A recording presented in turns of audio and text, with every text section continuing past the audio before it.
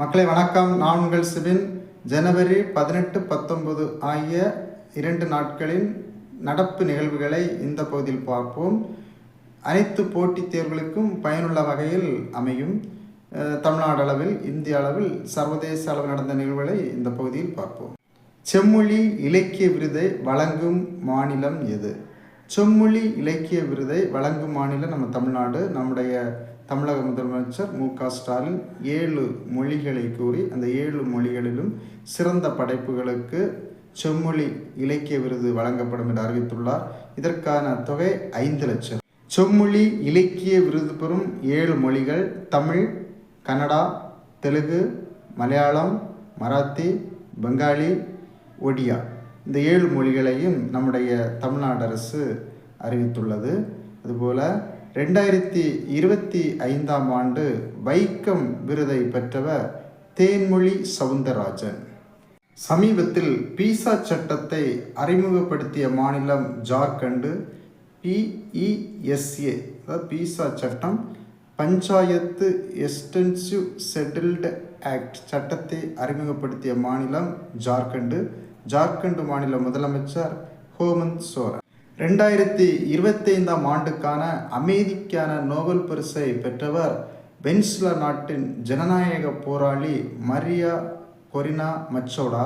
இவங்க அந்த சமீபத்தில் அவங்களுக்கு கிடைத்த அமைதிக்கான நோபல் பரிசை அமெரிக்க அதிபர் டொனால்டு ட்ரம்புக்கு பரிசாக வழங்கியிருக்காங்க.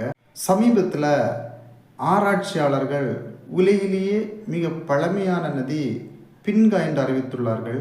இந்த பின்கா நதி எந்த நாட்டில் இருக்குதுன்னா ஆஸ்திரேலியா நாட்டில் இருக்கின்றது. நம்முடைய உலகிலேயே மிக நீளமான நதி நைல் நதி, இந்தியாவில் மிக நீளமான நதி கங்கை, தமிழ்நாட்டின் மிக நீளமான நதி காவேரி, தென்னிந்தியாவின் மிக நீளமான நதி கோதாவரி. நம்முடைய நாட்டின் புதிய சென்ட்ரல் விஜிலன்ஸ் கமிஷனராக நியமிக்கப்பட்டவர் பிரவீன்குமார் ஸ்ரீவஸ்தவா. இந்த பிரவீன்குமார் ஸ்ரீவஸ்தவாவை யார் தேர்ந்தெடுக்கிறதுனா பிரதமர், உள்துறை அமைச்சர், எதிர்க்கட்சி தலைவர் ஆகிய 3 பேரின் ஆலோசனையின் அடிப்படையில் தேர்ந்தெடுக்கப்படுவார். இந்த சென்ட்ரல் விஜிலன்ஸ் கமிஷன் எந்த குழுவின் பரிந்துரையின் அடிப்படையில் எப்போது ஏற்படுத்தப்பட்டதுன்னா சந்தானம் குழுவின் பரிந்துரையின் அடிப்படையில் 1964ஆம் ஆண்டு ஏற்படுத்தப்பட்டது. CVC அதாவது சென்ட்ரல் விஜிலன்ஸ் கமிஷன். விளையாட்டு நிகழ்வுகள். இந்தியாவின் 92வது சதுரங்க கிராண்ட் மாஸ்டர் யார்? ஆரியன் வர்ஷினி. ஈலோ ரேட்டிங் 2500 பாயிண்டை ரீச் பண்ணதுக்காக 92வது இந்தியன் சதுரங்க கிராண்ட் மாஸ்டர் பட்டத்தை ஆரியன் வர்ஷினிக்கு கொடுத்துருக்காங்க. ஆசிய குத்துச்சண்டை கவுன்சிலில் உறுப்பினராக நியமிக்கப்பட்ட இந்தியர் விஜேந்திர சிங். NDRT எழுச்சி தினம் எப்பொழுது கடைபிடிக்கப்படுகிறது? ஜனவரி 19. NDRTனா நேஷனல் டிசாஸ்டர் ரெஸ்பான்ஸ் டீம். கோக்பொரக் தினம் எப்போது கடைபிடிக்கப்படுகிறது? ஜனவரி 19. கோக்பொரக் தினம் எந்த மாநிலத்தில் கடைபிடிக்கப்படுகிறது? திரிபுரா மாநிலத்தில் கடைபிடிக்கப்படுகிறது. கோக்பொரக் என்பது திரிபுரா மக்கள் பேசும் மொழி.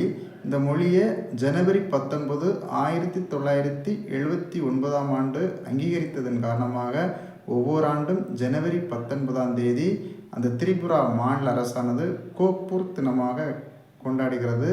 மேலும் இதுபோன்று நிறைய செய்திகளை தெரிந்து கொள்வதற்கு நம்முடைய சிசை அகாடமி யூடியூப் சேனலை சப்ஸ்கிரைப் பண்ணாத மக்கள் சப்ஸ்கிரைப் பண்ணுங்கள். நன்றி, வணக்கம் மக்களே.